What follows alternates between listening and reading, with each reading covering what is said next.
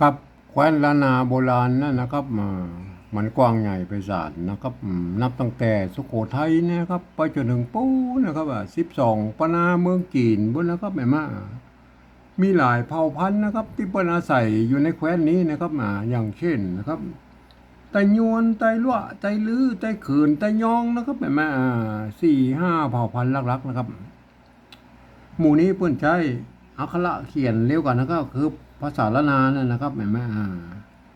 แต่สำเนียงคำอู้นั้นมันก็อาจจะพิเพี้ยนกับไปนิดๆนะครับแต่ฟังกันหูเรื่องอยู่นะครับอันก็อย่างว่านะครับบดเดียวนี่มันผ่านมานะครับ7-8 รุ่น10 รุ่นกันไปแล้วแล้วก็แม่ว่ามันก็โอ้เมินนานแล้วนะครับบดเดียวปลายๆแล้วนะครับมันโหกันไปหมดแล้วนะครับมันหมูเผ่าพันธุ์ใดเป็นเผ่าพันธุ์ใดแล้วนะครับแม่มาอันภาษาละนานั่นนะบางกรรมมันนะเฮาหันมาเดียวนี่เขาเขียนกันนะครับมันก็เหมือนกันนะครับบางกรรมมันก็เก็บพิเพี้ยนกันไปมันแบบเหมือนกันนะเฮาจะไปฟังทุกทักเลยนะครับว่าเขาเขียนผิดเขาเขียนถูกนะครับเฮาก็วิเคราะห์กันไปตามหลักภาษาละนาไปก่อนแล้วก็ไม่มาเฮาก็ก้อยๆอู้กันแล้วครับแม่วันนี้มันจะถึงคำว่าห่อจ๊อกนะครับห่อจ๊อกนะครับขนมจ๊อกนั่นนะครับขนมจ๊อกเพิ่นเอาตองมาห่อเป็นจ๊อกจ๊อกนั่นแหละครับจ๊อกก็คือห่อน้อยๆนั่นนะห่อจ๊อกจ๊อกอันห่อจ๊อกนะครับอันห่อนี่มันเหมือนยากนะครับห่อนี่มันก็ใช้ไม่ก่อนะครับห่อนี่มันใจไม่ก่อนะครับเห็นไหมไม่ก่อเนี่ยใส่ไม่ย่อลงไปมันก็ห่อแล้วนะครับเห็นไหมอันนี้ได้แล้วเนี่ยห่อนะครับมันจะยากกันตรงนี้ว่ามันจ๊อกนี่นะครับจ๊อกนี่มันเสียงจัตวานะครับมันจะต้องใช้ตัวจ้าแล้วก็เห็นไหมจ๊อกนะครับเห็นไหมอันจ๊อกนะครับมันก็มี2 แนวทางนะครับท่านจะต้องเอามาใช้นะเบิ้ลใจไม่เกาะหรือไม่ก่อนะครับเอาไม่ก่อก่อนนะครับไม่ก่อเอาไม่ก่อก่อนนะครับไม่ก่อหรือไม่เกาะนะครับไม่เกาะอย่างเงี้ยมันจะต้องไม่เกาะจ๊อกเนี่ยนะครับมันจะต้องเริ่มมาจากไม่เกาะหรือไม่ก่อนะครับเขาจะเอาไม่ก่อก่อนนะครับไม่ก่อนะครับไม่ก่อมันสะกดกับเจาะตัวจ้านี่แหละครับเมื่อไม่ก่อใส่ตัวจ้าใส่ไม่ก่อเข้าไปนะครับมันก็จ่อนะครับมันจ่อมันออกได้เสียงจัตวานะครับอันสะกดด้วยตุกะแล้วครับมันอ่านว่าจอกนะครับได้จอกแล้วไหมได้จอกแล้วมันมาจอกอะครับจะให้มันเป็นเสียงจัตวาได้แล้วครับอันเดี๋ยวมันเมื่อมันมีตัวสะกดแล้วนะครับภาษาละนาเนี่ยเพิ่นบอกว่าให้ลบไม้กังมนนี่ออกให้ก่อนนะครับอันได้อะไรไหมอันนี้จอกนะครับ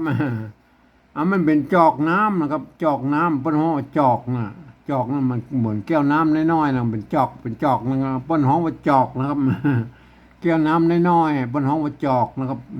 กินน้ำกับเป็นจอกเป็นไฮเป็นอันนั้นก็ว่าไปนะครับอันเขาจะเขียนคำว่าจอกนะครับจอกมาจากไม่ก่อเนี่ยมันจอกแล้วเขาอย่างมันกดเสียงไม่เป็นจอกเขาต้องใส่ไม่ซัดอย่างนี้นะครับแม่ได้อะไรแม่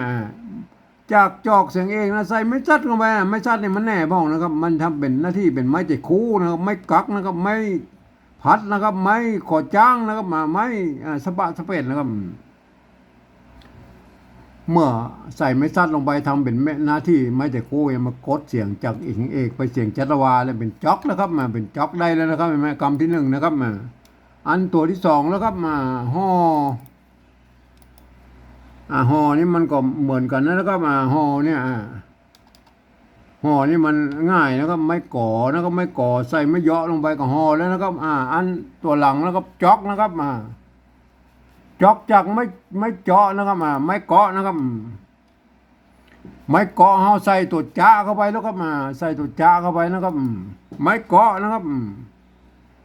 ใส่ตัวจ้าเข้าไปมันก็เจาะนะครับเห็นไหมอันนี้มันเจาะแล้วเห็นไหมอันนี้มันเจาะเสียงจัตวานะครับเจาะใส่ไม่เกาะกับเจาะนะครับใส่ตัวจ้ากับเจาะนะเสียงตีนะครับมันจะเอี้ยอะไรมันไม่อันภาษาละนาบนอย่างนี้นะครับตัวจ้ามันเจาะนะครับตัวจ้ามันเจาะเห็นไหมมันเจาะเห็นไหมมันก็ต้องเสียงมันก็จะไปตามนั้นนะครับเห็นไหมอันนี้เจาะนะครับสะกดด้วยตัวกะแล้วครับสะกดด้วยตัวกะนะครับสะกดด้วยตัวกะก็ สะกดด้วยตัวกะนะครับมากะนะครับมาสะกดด้วยตัวกะอย่างนี้เห็นไหมอันนี้มันจอกแล้วเห็นไหมมันจอกเลยไหมได้จอกเลยไหมตัวเจาะนะครับอันตัวเจาะนะครับเห็นไหมเจาะนะครับอันนี้มันเจาะนะครับมาสะกดด้วยตัวกะนะครับจอกนะครับมาจอกเลยเห็นไหมจอกแล้วอันนี้มันได้จอกแล้วนะครับเสียงจอกนะครับมามันต้องไปเยอะอย่างมาแล้วมันจอกแล้วนะครับมันต้องไปเปลี่ยนเสียงอย่างมันเรียบร้อยแล้วมันจอกแล้วนะครับแต่ตามหลักภาษาละนาเพิ่นบอกว่าเขียนอย่างนี้เมื่อมีตัวสะกดแล้วเพิ่นบอกให้ลดไม้โกออกเหียนะครับมันยาวไปนะครับเห็นไหมมันก็ได้เลยไหมจ็อกตัวที่สองได้เลยไหมจ็อกจากไม้เกาะเห็นไหมได้มาอย่างนี้เห็นไหมจ็อกนะครับอันตัวแรกก็มาจากไม้ก่อนะก็ห่อจ็อกนะครับอันตัวที่สองนะครับอันตัวที่สองนี่มันมาจากไม้เกาะนะครับไม้เกาะก็ห่อจ็อกนะครับได้ไหมการเขียนมันก็จะมีอยู่สองแบบนะครับภาษาละนาเนี่ยจะเอาจากไม้เกาะหรือไม้ก่อก็ได้นะครับท่านลั่นก็เอาไปพิจารณากันนะครับมันไม่ยากนะครับแต่มันจะยากอยู่ตรงที่ว่านะครับเราจะไปขยายความเมื่อคนอื่นในหูในหันตัวนั่นก็มันยากกว่านี้แล้วครับเพราะภาษาละนาของเรามันเป็นภาษาที่มันตายไปแล้วนะครับมันมีภัยมาศึกษาเฮียนหูนะครับมันมีน้อยคนนั่นที่ไปอ่านเขียนออกเขียนได้นะครับเพราะนั้นเราจะต้องใช้ภาษาอื่นๆนะมาเขียนหรือเปิ้นห้องว่าปริวัตินั่นแหละครับผมได้ใช้หลักการของ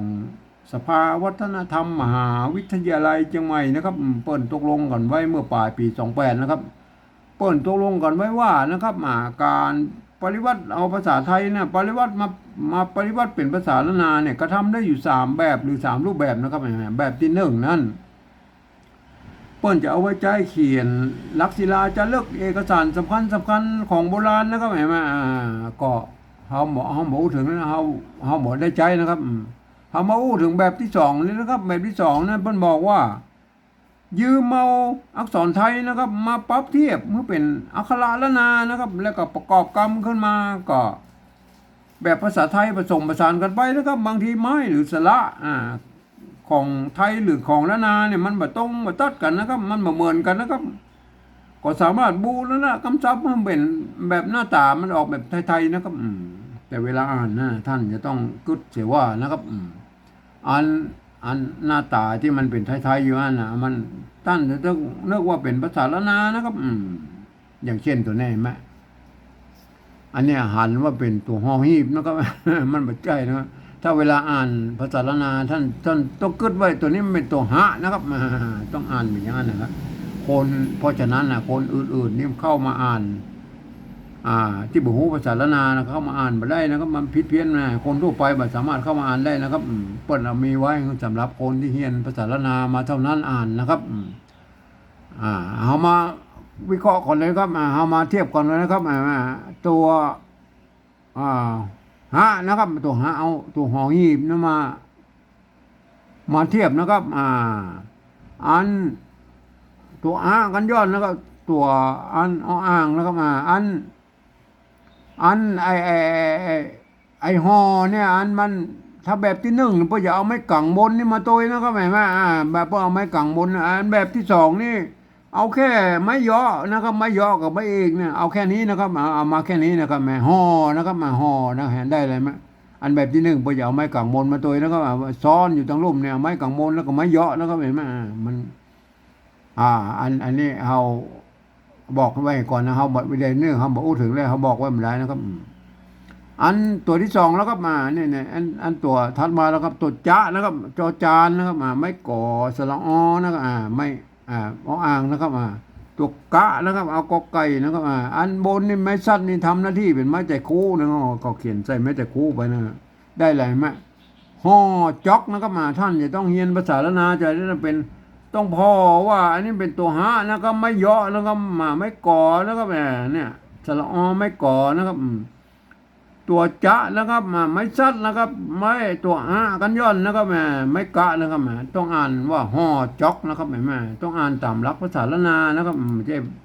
ช่เอาภาษาไทยมาอ่านนะครับอันจะผิดเพี้ยนไปนะครับห่อนะครับห่อนี่ก็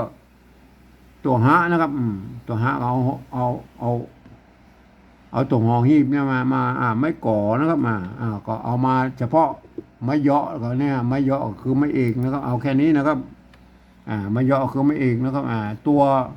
จ๊ะใช่ไหมจ๊ะเอาตัวจ๊ะกับจอจานมาเทียบนะครับกันย้อนก็อ้างนะครับแม่อันตัวกะนะครับตัวกะกับกอไก่นะครับไม้กะใช่ไหมไม้กะกับสระนะครับอันนี้เห็นไหมคนทั่วไปบัดสามารถเข้ามาอ่านได้มันอ่านว่าฮอจอกะไม่ใช่นะครับไม่ใช่อ่านจอกะนะครับอ่านว่าฮอจอกนะครับฮอจอกนะครับแม่ตามหลักภาษาละนานะฮอจอกเห็นไหมอันนี้ป้นอย่างนี้นะครับแม่อ่านคนทั่วไปแบบสามารถเข้ามาอ่านได้นะครับคนทั่วไปมันจะต้องไปอ่านภาษาปริวัติแบบที่สามปุ้นนะครับแม่เอามาลองกอยภาษาปริวัติแบบที่สามเลยนะครับหลักการพวกก็มีอยู่ว่านะครับคือฟังเอาเสียงภาษาละนาตำบลปุ้นนะครับปุ้นเปล่งเสียงออกมาอย่างใดนะคือเสียงกระมู้นะปุ้นมาอย่างใดก็เอาภาษาไทยเขียนไปฉะนั้นนะครับก็สะกดเขียนไปนั้นนะเฮาบ่พอก็ได้รับตาก็ได้นะครับเอาภาษาไทยเขียนไปเลยนะครับฮอจอกนะครับฮอจอกนะครับเอาภาษาไทยเขียนเลยนะครับอันภาษาที่สองนั้นเป็นเอาเทียบนะครับเอาภาษาไทยไปเทียบนะครับอันที่สองเนี่ยอันที่สามนี่อันเขียนตามภาษาไทยนะครับเสียงภาษาไทยเป็นว่าอย่างไรนะครับฮอนะครับฮออันนี้ฮอไทยแล้วนะครับเห็นไหมฮอนะครับจอกนะครับอันนี้มันอย่างมันจอกนะครับเอาเสียงจัตวาเนี่ยได้มันจอกจอกใส่เสียงของจัตวาเป็นไหนห่อจอกเห็นไหมได้อะไรไหมจอกอันตัวที่สองห่อจอกห่อไทยมันห่อไทยพวกเขียนนี้เห็นไหมจอกนะครับได้ยินเสียงจอกแล้วนะครับอันนี้มันอย่างอันนี้มันจอกเห็นไหมจอกเนี่ยได้ก็ใส่ไม่จัตวาพวกนี้ก็เห็นไหมได้อะไรไหมห่อจอกห่อจอกเห็นไหมอันนี้แบบไทยนะแบบไทยภาษาไทยนะคนทั่วไปมาเข้ามาอ่านได้เลยนะครับเห็นไหมห่อจอก